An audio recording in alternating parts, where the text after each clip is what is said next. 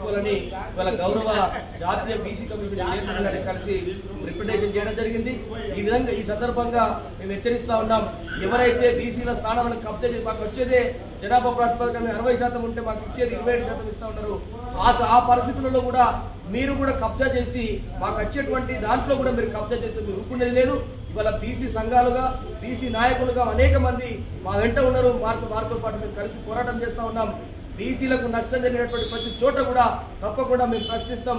ఎంత దూరమైన పోయి బీసీలకు హక్కులను కాపాడుకోవడానికి, అదేవిధంగా రావాల్సినటువంటి వాటాలను ప్రభుత్వం మెడలు వచ్చి సాధించడానికి కూడా మేము సిద్ధంగా ఉన్నామని సందర్భంగా తెలియజేస్తూ, భవిష్యత్తులో రానున్నటువంటి ఎన్నికల్లో కూడా ఎవరైనా తప్పుడు ధృవీకరణ పత్రాలు కానీ తప్పుడు సర్టిఫికెట్ కానీ ఇచ్చినటువంటి పరిస్థితి ఉంటే తప్పకుండా బిడ్డ మేము పడతాం.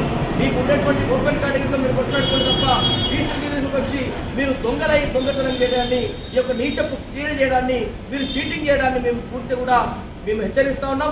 తప్పకుండా మీ బుద్ధి రానున్నటువంటి రోజుల్లో తప్పకుండా చెప్తామని ఈ సందర్భంగా హెచ్చరిస్తా ఉన్నాం.